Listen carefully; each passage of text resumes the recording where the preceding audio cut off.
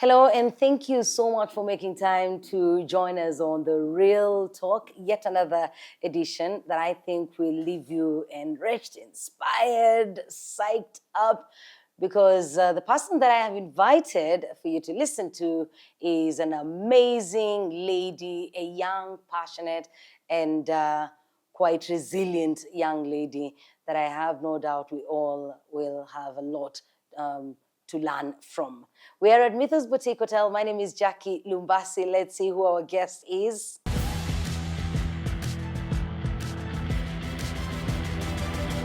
Welcome to the Real Talk. Let's welcome our guest, Alice Kanyana. She's a gender equality activist. Alice, thank you for making time to join us on the program today. Thank you, Jackie. How have you been? I am good. I've been good. That's lovely. Good, yeah. Alice, what does a gender equality activist do? A gender equality activist, what they do or what she does is just doing activism or doing advocacy for gender equality.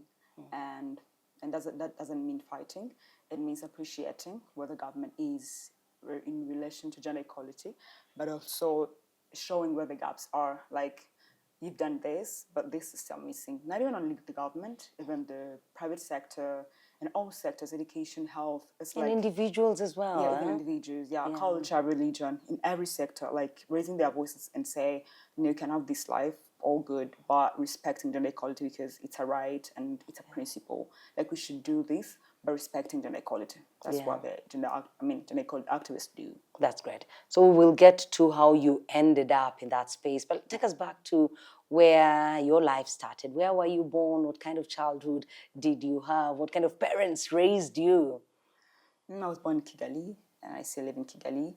Like, my first time to go outside of Kigali was when I was going to boarding school, and I was like 11. Where was that? To Southern Province in Save sector, I guess. It was a very rural area. Like, it was my first time to see a pig. Like, I've never seen pigs before. Because I was born in Kigali, raised in Kigali, and it was my first time. And we don't have pig farms around. No, where in Kigali we do not there will be a bit far on the outskirts. Yeah, so like it was very surprising. I would see people like walking on the road bare feet. Yes. I was like, what happened? Because you had never seen that. At home, when you're walking bare feet, they put in jail. Or you have a mental problem. Like, we don't do this. It was my first time to be in a rural area. That was Southern Province. So I was born in Kigali, raised in Kigali. I still live in Kigali. Why did your parents send you to boarding school at 11? Personally, I feel like... School. I don't know if you know that, but it is still happening. When you pass, the P6 exam, national exam, they orient you to a school. It's not parents who sent you there. The government sent you there. I didn't know that. You didn't know that. Yeah. But any student with high grade in P6, they get a school from government, and then they go there. So that's a government-sponsored program? It is not, but they send you there. Actually, it's very hard, except the private schools, but it's very hard for a parent to find a school, secondary school. So when you pass, and I think it's still the same thing, it is still the same thing, when you pass with good grades, the government sent you to a certain school, an excellent school. Okay. Like, you see yourself online, there's a list that comes out. And your name is on the list. Yeah, your name is on the list at the school. You don't know the school. They just sent you there. That's interesting. During my time in school, so in Kenya, you will get a list of schools to choose from. When you're doing your KCP, because I did KCP at P8, and then you've got... you have a list of schools that you'd love to go to. It will be national schools, provincial schools. There'll be several. So you will know that eventually, even if I qualify, I pass well, the government, rather, not the government per se, but I am picked for a school, it will be one of these that I got, one out of 4. Yeah, it is still the same case, but you might choose 3 schools, like 3 excellent schools, and then you get lower grades. They're not sending you there. You get another school that is relevant to your marks. But if you pass well, you will get one. You actually, a student chooses a candidate, chooses 3 schools, and then when they pass, they give them 1 school among the 3 they have chosen. Okay. Yeah. When they don't pass, then you might not it's a different story. If you don't pass, and your parents should go out search for you a private school.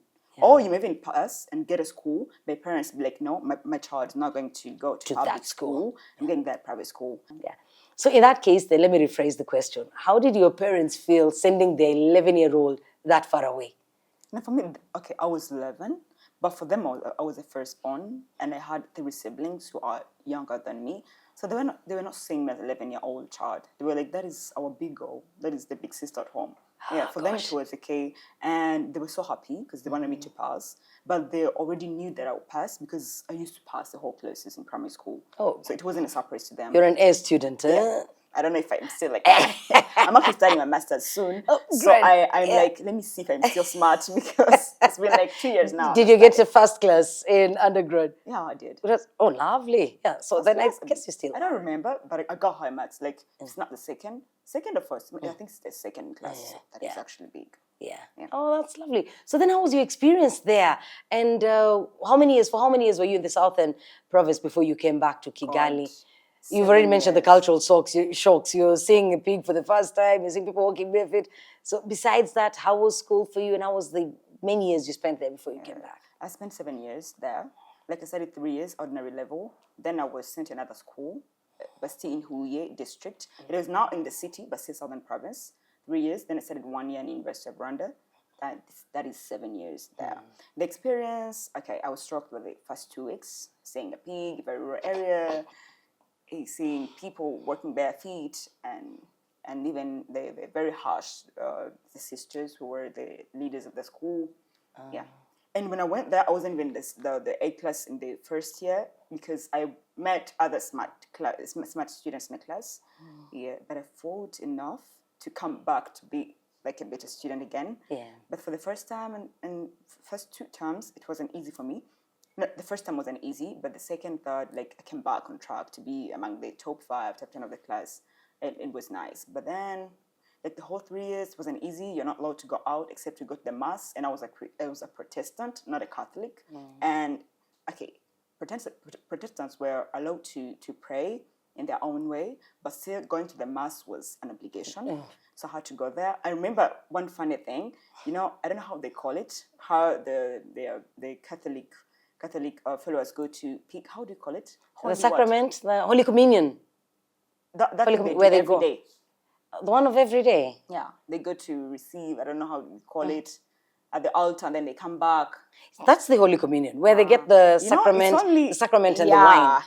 It's only allowed. But I didn't know it's done every day. It's only the sacrament, I guess, not the wine. Like on the whole church only get the sacrament, I guess. I don't know how to call it. So when I was 11, my first and it was a daily thing. Like weekly. 3 days per week. But it was happening whenever we go to the church. And I was a Protestant. It was my first time to be in a Catholic church. Mind you, I went there and received it. Not baptized, no nothing. Not confirmed. No, yeah. They were having a queue, like very long queue. Yeah. I joined. Got there, did like this, got it. How did you even know what hand goes on top? Everybody was doing it. I don't know, maybe I did it wrongly, but I received it and ate it and just left. And everybody who knew I'm a Protestant, they looked at me like, are you okay? Exactly. Everybody was going there. Why do you stay sitting? I'm like, that is for only Catholic church attainers, whatever. Yeah. I was like, oh, I didn't know. So I I'm wonder not what going you that did. back again, but then So you never went back. Yeah. But I wonder what you did, because I think normally after they've received the sacrament, they step aside, do the sign of the cross. I did. Very smart. You did. Yeah. And maybe a moment of silence until it's gone down. You don't talk. It was I hope you didn't talk we were before. students, Yeah. so it was quite fast. And there's so many, like four schools. So I did what everyone was doing. I was 11, by the way, so like it didn't stop like others. It came back, and I was so happy because you would move a very long distance up to your chair. I was like, this is a party. This is nice. And everyone was like, Alice, are you okay? Yeah. I'm like, I didn't know. Yes. I was like, I'm not doing it again, so I'll be good. Yeah. So, and that was the first and the last time you did it. Yeah, I never did it again. That is a good one. What other thing do you remember from that time? Another beautiful, pleasant memory that you have. There. I used to tell my classmates the movies. Yeah. Whichever movie that I ever watched, they would sit like 4 up here, and I tell them from the first episode up to 10. And I was getting good marks from class. I don't know how I used to do that, because how am I spending 2 hours watching and explaining movies the movie that I watched and still at performing? Home. My God, yeah. Telling them from episode 1, and they're all like, maybe I was even adding lies because they enjoyed very much. Like they enjoyed hearing the movie from me than how I watched it. Yeah. Maybe I'm lying them. I don't know. Yeah. It was nice. I don't think you lied to them. I think you're just a good storyteller. Maybe. You're a good narrator. Yeah. They was like, Alice, when are you telling me? When are you narrating the movie? I'd be like, maybe Wednesday. I'll be giving them the appointments. Wednesday, we'll work on it. And then they come and surround you. Yeah. You were a star, yeah? I guess you've always been in the limelight. You've enjoyed the spotlight, huh? Maybe. From a young age. Yeah, maybe not big spotlight, but it might be there. But no, you Ordinary have. A-level. In your own way. It might be there. Also, if you're the child that at 11 you walked down that long stretch to go pick sacrament and come back, you've never feared Very crowds. confidently. Yes, you're a I enjoyed confident it. I was one. like, are they looking at me? Because I'm really enjoying this. I want it. How did you then, so let's look, we leave that phase, going into the next phase, joining campus, what course did you do? And then how did you get into activism? Actually, in secondary school, I did physics, biology, and chemistry. That was PCB. So whoever was doing that course, they expected to be like medical doctors, like being health sector. And I got a very good mark when I was ending secondary school. Yeah, like I was like the second class. So even my parents were waiting for me to go to medical school because everyone of my who had my marks, they did the same thing. Yeah. But for me, I was automatic. like, I know myself. Like I'm not seeing myself as a doctor. Like being there, people dying in my eyes, no, I would just lose it. I don't want to tell that my parents, who always had an A student from primary, that I'm not going to be any medical doctor, but I kept myself like, oh, this is my business. I understand them, maybe their wishes for their child, but me, this is my life. So when we were going to choose the courses in university, and the things that I chose, I don't even want to remember them. I wrote clinical, whatever. It's like being in the health sector, but in an office somehow. Not there in a hospital. Like, no, that's not my thing. But I never told anyone what I chose. Yeah. And I didn't even consult the other students because I knew what they want. Pharmacy, health, but it was like, no. And you did not want anyone to make you switch your mind. Yes. Yeah. So I chose, I don't even remember what because there's so many and they're not clear. And later they gave me environmental health science, which is still in health sector, but not in hospital, which I loved so much. Environmental health science. Environmental health science. Like you can work everywhere. You can work in government, at a hospital, in an NGO, everywhere. Okay. And I was like, this is nice. When we were there, some students that we had the same marks, they were like, we can change. I'm like, changing from where to where? I'm not changing anything. This is perfect for me. As long as I will never be like give services at hospital, I'm accepting it. But actually giving service at hospital is not a bad thing, but it wasn't my thing. Yeah, so I studied, still getting good marks and everything. And then when I was done with the university, you asked me how I became an activist? Yeah. Yeah.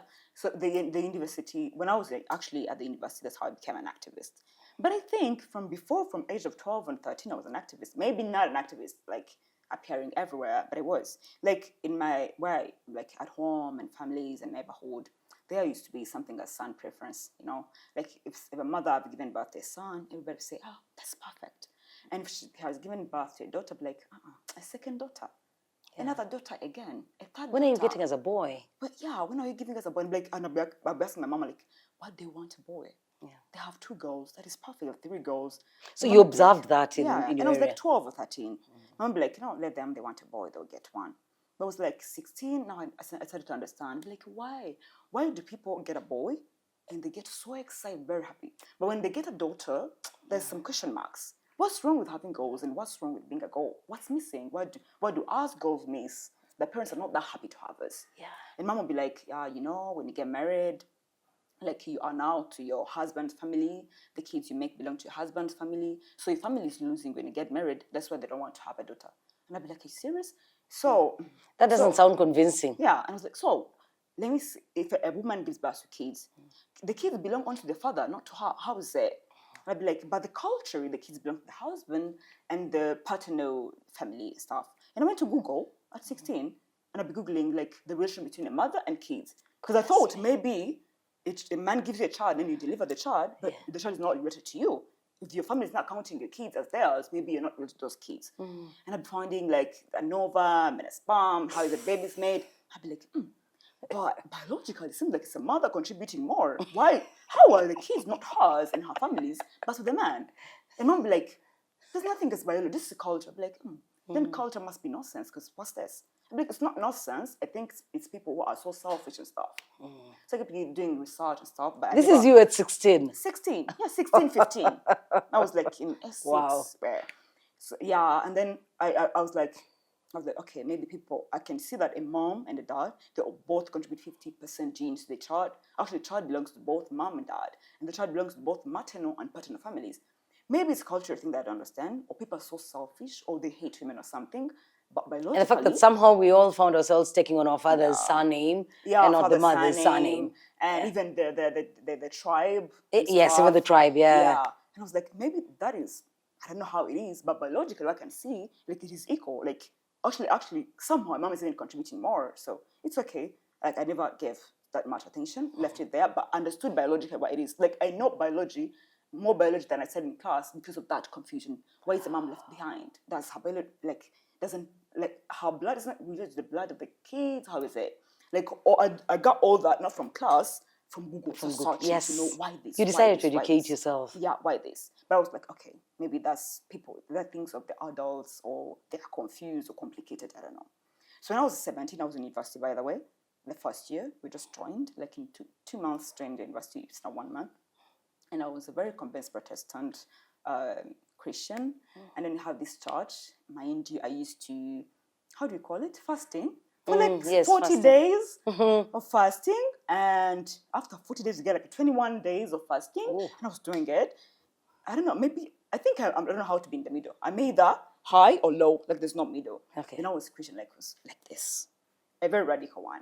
You're saying you were, eh? Meaning today you're not. For which purpose? We are done with that. Okay. Actually. We'll have another interview for that specifically. Maybe. But now I don't think that I am. So at that time, so we had this group of youth who used to pray, and had a choir.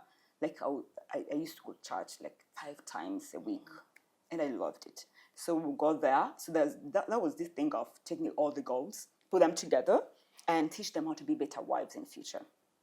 And I was among that group. Interesting. When they sit up, like they give us stories how you treat husband good, how you can be a better mother. And I was like 17. I'm like, when am I getting married? Why are you telling me about my husband? Like I don't even think about that. But I was okay because that was for church, and I respect church very much. Yes. And the person who was teaching was the wife of the pastor. Yes. That was actually another pastor. Let me just ask you, was the pastor doing the same with the boys in the church? Were the boys being put on the side and being told how to take care of their wives? Never. Never. Even today, never. Only the girls. I don't know, maybe the husband or girls, I don't know. They would tell us.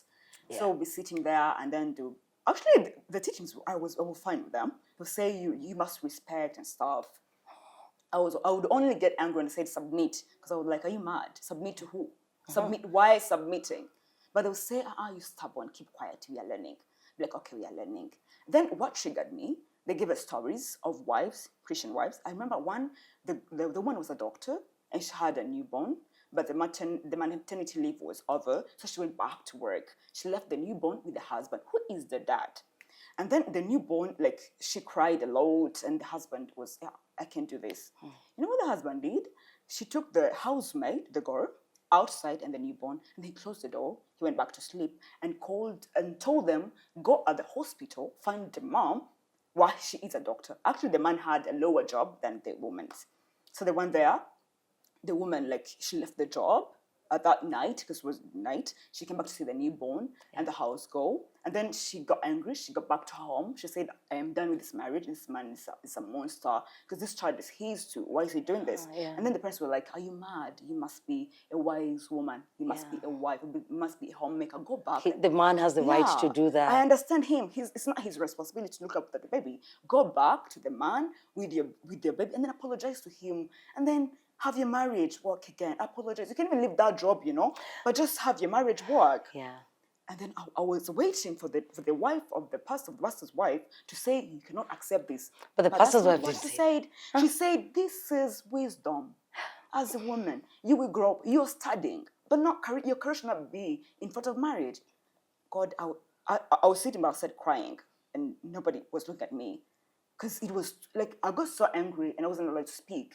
And I started crying while I was sitting, and I was like, I think this must be my last day in church, like, to be honest. But it would be there, and I was asking, like, why are you telling this? This is abuse, actually. By that time, I didn't know the word abuse.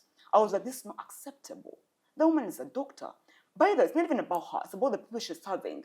What if there was a person waiting for her to get the service? And now you're telling her to go home looking for after the newborn that the husband has chased away his own child. What are you saying? And they were like, you're 17, you will grow up. Yeah, you will understand. You're just saying you're because so you're young, young. you will not understand this. And I was like I kept crying, and then later, like, I wiped the eyes and then continue. Like, So let's talk about your understanding later. Yes. Yeah. Because you're being told now you're young. 17, so when you became of age and you yeah, understood when you're like this. 30 or 25, about to get married. I don't even have a boyfriend right now, so I don't know. Maybe they were wrong. when you grow up, you understand. So no, you don't have a boyfriend right now because instead of you listening to the pastor's wife, you are forming your own I never things. listened to the advice. That's why you didn't listen to the advice. I know why. Yes. Yeah. And then actually in the middle, after some advice of submitting and being a good wife in future, she threw up another story. Like, this lady just got married. And at the home, they were very rich. She was living with her auntie and had a lot of money. So she never needed to do anything at home because they had maids, they were doing it and everything. So she got married to this man who had money too, but not from that big rich family. But like, he made himself somehow. So when they got married, the man went to the market and brought the meat, but the meat had lungs. You understand the lungs? I don't know if the lungs of the cow or something. So he gave the meat to the wife, the newlywed, the bride at the house. Yeah. To go cook for me. Who probably had never cooked for herself. She's never cooked. She's never cooked. From a rich family. Yes. And then she took the meat. She tried and she failed. So the husband saw that she failed to cook, and then he never said anything.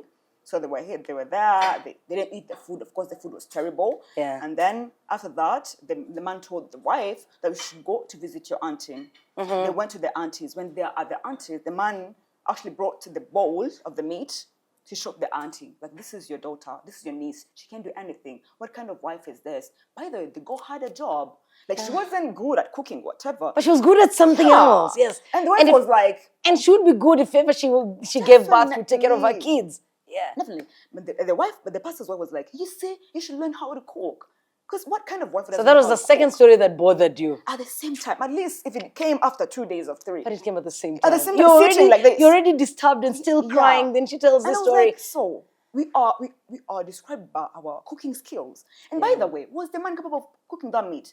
The pastor's wife was like, it's not his responsibility to cook. It is yours. But as you've said, a woman is, in most cases, judged by her ability to cook and her ability to take care of her home and keep her marriage. How do you feel about that? And at your age, there could be a few people that expect you to be in a relationship, if not married and already raising 2 children. When people ask you those questions, how do you respond to them? Let's look at that when we come back. I'm talking to Alice Kanyana. She's a gender equality activist. I'm loving the conversation. As you can see, she was a 16-year-old and very bothered. Now you know where her activism started. Do you have anything that you are that passionate about? We're at Mythos Boutique Hotel in Kiyovu, and on Twitter they are at Hotel Mythos. They're on different platforms as well, and they've got a website. You should visit them and come over for a small celebration. They have a lot of space.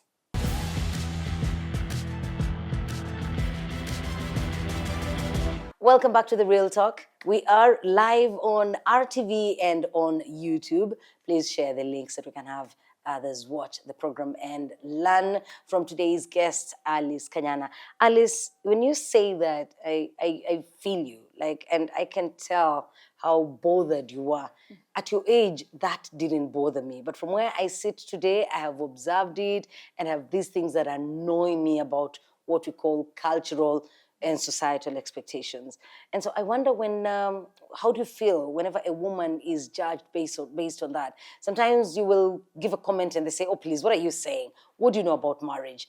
You try to talk about parenthood and go like, oh, please, what do you know about raising children? And yet you've not given birth. And you could excel as a career woman. You're a fantastic engineer, but you're not married. You can even miss out on a government appointment based on that. How do you feel when you see these things persisting in society? It's actually sad, like very, very sad. Because why don't I see those standards being measured to men? Why is only marriage and kids, they're only looked at when it comes to women, but we don't see men doing that. And by the way, give birth those kids, they all take their daddy's surname. You like when you give birth, when you're actually, there's something they call I don't know the term very well, but the statistics show that when a woman gives birth, like at her career, there's something like goes low. Like she might miss a promotion just because she had a child. Because now see now, oh, she's gonna be busy with the baby. It's not good to trust her with more work now. But when a man had a baby, then I say now he's a father, he's more stable. We can now promote him. You see, like there's a penalty for a woman to make a family, to have children, and there is a reward for a man to make a family. And who is pressured to have kids? A woman who will get a penalty for it, and who is not pressured? A man who will get reward for it. Like it's very sad and very crazy. But when it comes to not getting like a position at work or in government, something that is very sad, because now that is discrimination. You shouldn't promote someone based on if they are married or not, because that's not professional. That is personal things, and we do not bring personal things at work or in politics. That's something which is very sad. But what I can say as a woman, like, if a woman gives attention to what society thinks of her, she's going to have a very miserable life, because they'll never see you as a person. Not because they are bad, because of history, because of stereotypes, and because of, well, we're raised in culture and everything. So you think a woman should not pay attention to what is said? She shouldn't. That's a fact. Like, if people say you shouldn't get past 30 without getting married, if a woman gives attention to that, she's going to be mad. We'll see her somewhere in a psychiatric clinic. Because, first of all, it might be hard for a woman to choose among men today, because we all have stories. Or it might make her, she might get married before 30 as society expects her, but not marry someone she wants or someone she chose. Just marry whoever is there because she's running or she wants to meet the deadline. And that means she'll not enjoy it. She might not have the best marriage. You know what's crazy? They might shame you because you got married. You are more than 30, like you are older than 30 and you're not married. But they'll never thank you because you got married. Nobody will be there and say, you see how she got married? Like, they won't. They will only blame you, but they'll never thank you after doing it. So there's no need. Why are we doing things that have no reward? They shame because you're 30 and not married. Just tell them it's none of your business. You want to get... Actually, if a married person tells a woman who's not married, like, why aren't you married? Just tell them to marry twice. If they love marriage that much, why are they involved in your business? Yes, they should mind their own business. Yeah. Why don't you have kids? Like, will you pay the school fees for the kids? That's the thing, Will you feed them? Like, and the kids. I ask that question all the time. Will you help me raise them, man? Yeah. Because there's a reason. Will you be the Somebody has made that decision. There's a reason for it. Yeah. And not all of us can be married and have kids. It's actually a good thing, because we are there because they gave birth to us. We live in families because our parents got married and everything. But you're not ordered to do that. And first of all, there's the thing of, you understand when you hit that, it's like 30 years old, it's a deadline for women. Oh, yes. Mind you, men have no deadline, which is crazy. And I always ask myself, who put that deadline there? Who put that deadline there? And I'd be like, I shouldn't listen. And in fact, when you ask who put that deadline there, I was about to say it's the men, but then on second thought, it's actually not the men, because you'll hear it even from your fellow women. No, it's the men, but the women who praise patriarchy and who want to fit in. So they would do. They're not the ones who put that deadline there. But so you don't think the deadline was put there by our mothers and our grannies? I don't think so. Because our grannies also wanted their girls to get married. They wanted to hold their grandchildren to get married. They want their girls to get married because their grandfathers were like, why are those girls still here? I'm telling you. So you believe the rule was set by the man? If everybody is selfish, I'm telling you. If it was said by women, it would be like 80. I'm telling you. Because they don't help themselves. If it is 30, that's not the women who put it there. But women support it. Why? To fit in. Because if the fact that it's patriarchy, it is led by men. So who doesn't want to be seen as a great person by the master? No one. So they try to fit in and they'll support it. But then, who has the last word in someone's life? The person. The person herself. Let me ask you, Alice, because it's not the first time you talk about women trying to fit in. Are there scenarios where you feel like men do things or say things to try and fit in to the women's side? Because you constantly talk about women doing and saying things to fit in, be noticed, be appreciated by the man. Does the reverse work? No, it doesn't work. But you find black people saying things to fit in with white people. Because why are you fitting in with the oppressed group? No. You always want to fit in with the oppressor. Or let me not use the oppressor, maybe it's very harsh.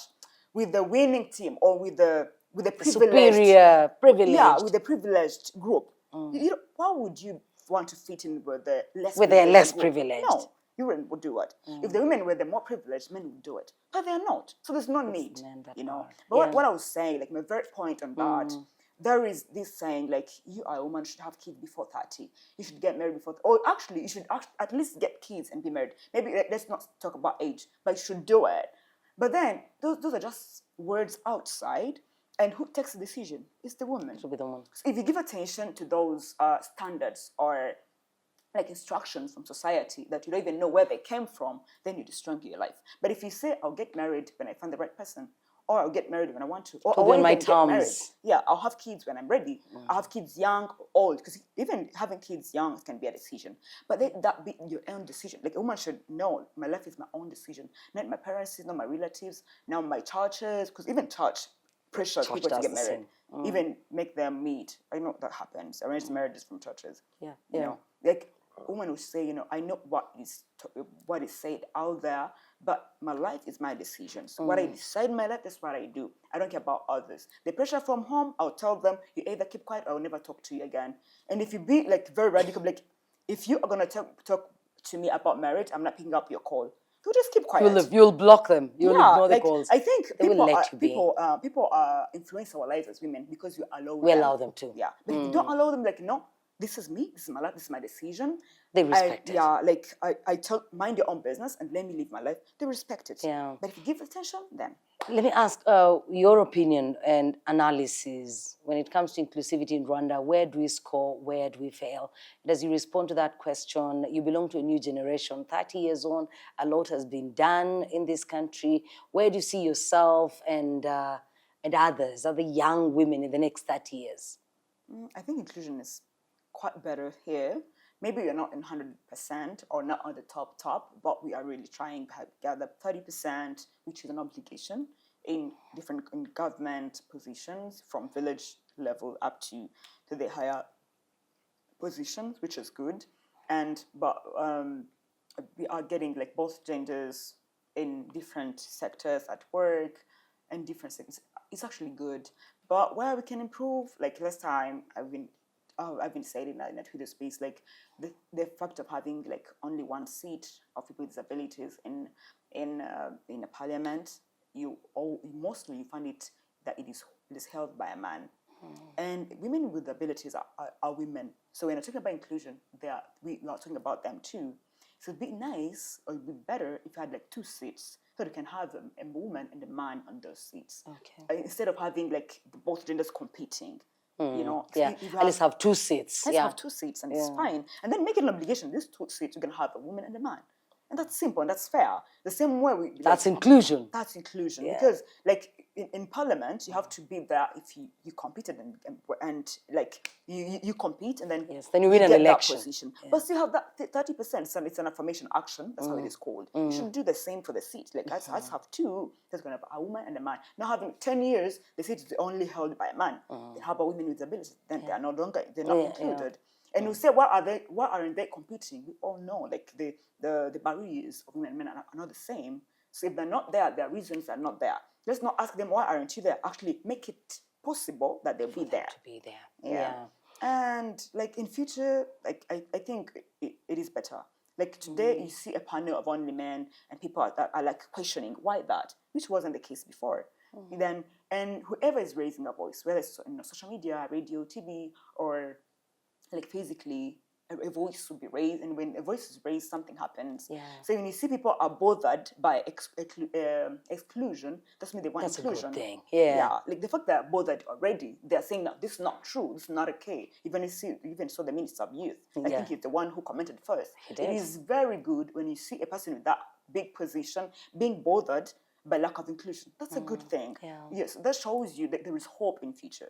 And in 30 years, like the past 30 years, inclusion has been really, really, actually women were included. because before they were not included. Yeah. That there is a very big step that was made when it comes to inclusion. Yeah. In next 30 years, it will even be much will be better. even better. Yeah, because the resources that we have today as a country, we didn't have them before. Even the politics, the mindset, we didn't have it before. Yeah. Now they are. Yeah. So for me, inclusion in future, I have so much hope in private sector, government, different sectors, health sector, education. Even today, there are some professions that we know that there are so many women than men, like teachers. Yeah. And actually, those positions or those jobs, you find them less paying. So there's still a problem. Do you foresee a problem, and now that we've got those positions where you've got more men and, more women than men, do you see a scenario where men will have been pushed to a side which they're already complaining about? They're already complaining about the fact that they're not being given jobs, job advertisements come and it's women preferred. Do you see a situation where we will get to a place where now the men will be on that side fighting women? I don't think so. We've been pushing that, saying female candidates are preferred, or women are more encouraged to apply. It's written everywhere. But how many do apply? You will not find them applying. And why don't they apply? What do you think? Maybe they never saw that. Like, it's crazy. If we go and see how many women has access to internet or have phones or use those social media or have time to use social media, I'm telling you, I do nothing at home. Like, we mostly have a person who's doing that, or we're so many at home and we're sharing. But I'm telling you, when you're the one doing all the household chores, you have no time to go on social media. You have no time to see that advert. That's another factor. The fact they don't apply, it's not they're not interested. It's not that they're not interested. I was thinking they're not interested, they're not qualified, so they're not really going to apply. No, maybe they're not qualified because of education, because I don't think that they have a high number of women with like degrees, but it is increasing. And even, did they see the advert? I'm telling you, if she's the one doing all the household chores, it's possible she missed it. Yeah, she missed it. And most of the time. So how do we help them? In that case, how do we help them? How do we advertise differently? Do we go to them? Break the gender roles. Do not support, like, a woman has to be at home. Even if she has a job, she has to come at home at 6 p.m. and start to see if the home is organized or something. No, like the homemaking part, make it of the both husband and wife, or both a man and a woman. Shared responsibility. Yeah, the parents not see their daughters, the ones who must make sure that the house is clean. No, both the boys and girls. Because that is the main point. You might give them all the resources, but if they don't have time at home, then how will they use those resources? Yeah. So, I wonder, how much time or effort do you make to educate the masses? I asked this question because it was also raised just the other day. How much effort do you make in educating people? Because you seem to be spending a lot more time fighting those that don't understand you or those that don't agree with you. And you also are thought to be quite intolerant of divergent views. I don't think that's how it is. Maybe that's how it seems, but that's not how it is. Because, first of all, why does someone think I'm fighting them? I'm just fighting their ideology. I'm fighting the ideas, not them. Like, I don't know them. I just see a picture on a profile and what they have tweeted or posted. I don't know them in person. Why would I fight someone that I don't know in person? I'm just against their ideas, which I think they are irrelevant or not true. The same way they might be against my ideas. Yeah. And being intolerant is true. There are things that should not be tolerable. We shouldn't tolerate GBV, gender-based violence. And people support that. You see a tweet supporting rape. How can I be tolerant to that thing? If they say I'm intolerant, I'm actually continuing to be intolerant. It is something going to happen for very many years. You don't plan to change. Yeah. There are certain things you will not tolerate. Yeah. And I'm unapologetic about that, because we don't have to tolerate violence, gender-based violence, discrimination, body shaming, and other things online. So I'm not going to be a nice girl and tolerate that. No. And how is it even fighting? Just saying no, like this is not acceptable. That's the way. And educating the mass, I think even using my platforms to talk about it, it's educating. And even where I work now, I work in a feminist organization, and they take a lot of time to teach the duty bearers, that is the local leaders, religious leaders, parents. You go out to them and have sessions with them. Yeah, we go to outreach. Like, I've been to many districts now after I joined that organization. So I'm doing that. I do it at work, as it is my work now where I work, but also do it personally using these social platforms and even physical platforms. Like, you can't understand how I preach at home. Even the tenants, I'll be like, You make them sit down. Let's talk. I don't tell so them you're to doing sit a good down, job. Keep that up. Yeah. And I also love the fact that you're always very willing to accept invitations like this in order to, keep advancing your voice. Before we look at 6 Qs, let's talk a little bit about the social media, those platforms where we hang out. It's such a great place to hang out, but it could also be a terrible place. I would love to hear from you. What has been your worst experience there? What has been your best experience? And how did you deal with both? My worst experience, aside from that, like I had a trip, so I went to Karongi. It was just for having fun. It was for 3 days. Yeah, but before that, there was a debate on Twitter saying the breastfeeding. And the debate was like, if a woman gives birth, she must breastfeed the child, which is true. But I get this, it wasn't even a tweet, a reply. I just replied to someone that it is true that you have to breastfeed your child, but a woman owns her breast. You're not going to command her to breastfeed. And I don't understand how you love the baby more than her. She's the one who did that baby. She loved the baby more than everyone. So I understand she must breastfeed. It's okay to feed the child, but you can't command her on her body. The comments that I received, God. So like people kept even insults and whatever, but that was fine. So later I got an invite to go have a discussion on Radio Rwanda. On the same topic? No, or a not different on the same topic. It was about social media, how to use them and stuff. A very different topic that has nothing to do with the breastfeading. So I went there, like the whole show was nice. It was a show, like a youth show, I think, in the afternoon. Yeah. I wasn't even live. I went there, we recorded, then I left because I had a trip. Actually, I was supposed to go to the studio and have it live, but I had a trip to go to Karongi for 3 days and it was like fun and hot. I was like, if you want me to talk, I'll come and you record and I leave because I have a trip. And I was like, it's okay, just come and record and you go. I came, recorded, very good, and then I left. Even sang in that show. It was a good show. Those people, they killed my vibe. What happened? I left. So after seeing that, the invite that I went to the radio, they were like, how can you invite her on a national radio after saying such things? I was like, hey, so saying that a woman owns her body disqualifies That was like the worst thing in the world. Was the worst thing in the world. It was a reply. I didn't even write anywhere saying you shouldn't breastfeed. Yes.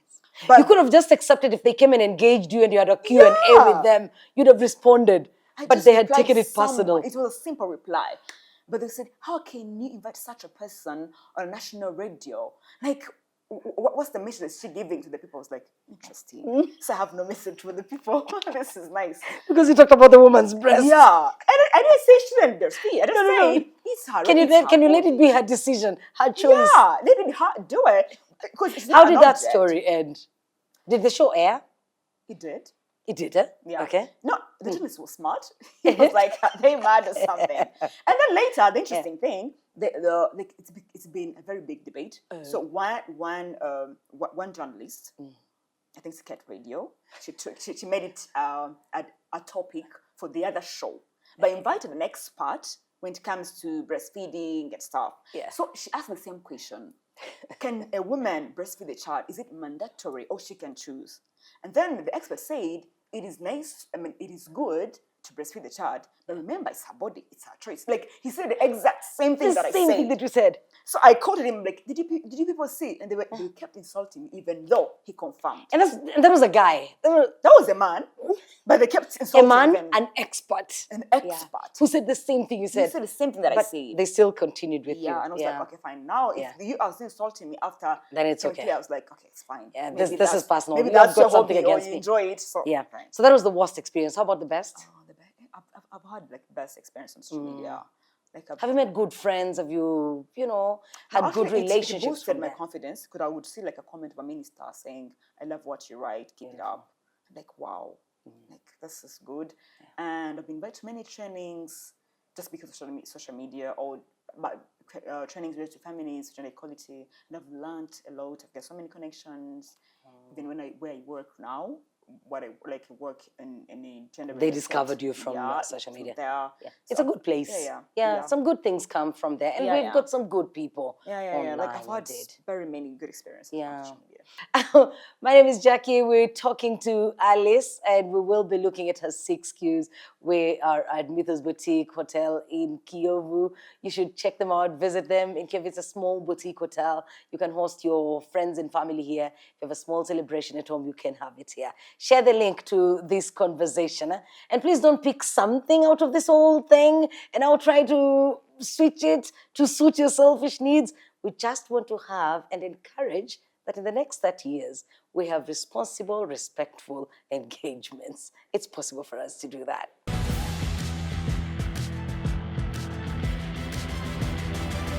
Let's have a look at Alice's 6 Qs. Alice, my first question is, what matters to you most in life?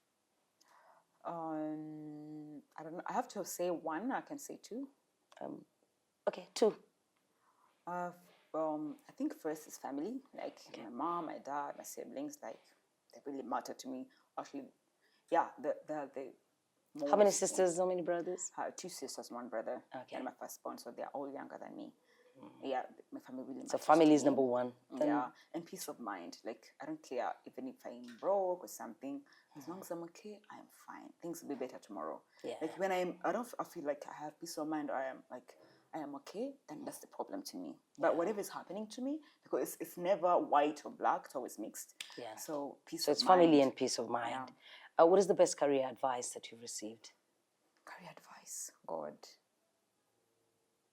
I don't know, but the thing I know is that I have to work hard, whatever I'm doing. Whether I'm selling mandazi or I'm in an office, I have to work hard. That's Give what it your I have in my best. head. Yeah. What's your favorite hobby? I love music, like very much. Listening to it or dancing to it? I can dance, but I try sometimes. Even listening. I used to sing even though that. Yeah, like I love music a lot. What is that thing that generally annoys you about people? Oh, misogyny. I really hate misogyny and sexism. Like whoever talks bad about women or try to show them they're inferior, or whoever talks about having daughters, like anything misogynist, I really, really hate it. Yeah.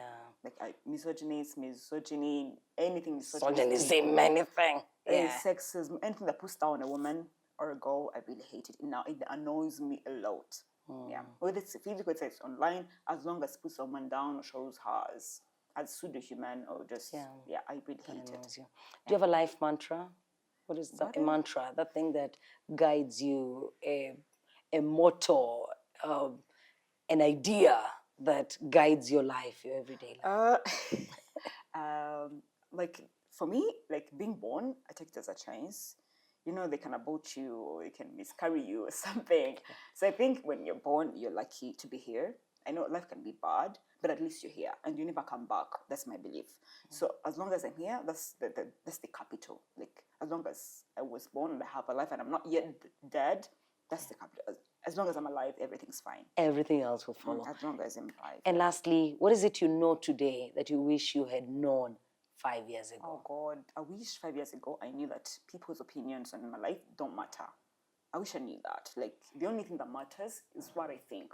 My opinions, my ideas, how I see myself, what I want in my life.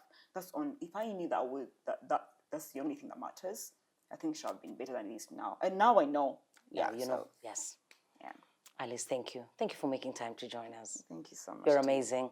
We can't wait to have you back here. Oh, thank you. That is the end of our conversation with Alice Kanyana. I have really enjoyed listening to her. And I do hope that you're watching, you're young, you're old, there will be something that you get from this conversation. Because what I pick from her is, it's just everything else that makes us coexist respectfully, love, and with joy and appreciation of each other's. It's these differences that actually make the world a good place to live in. Share the link to the conversation. It has been a pleasure to have your company. We're looking forward to seeing you again next week. And keep it locked to our TV. God bless you.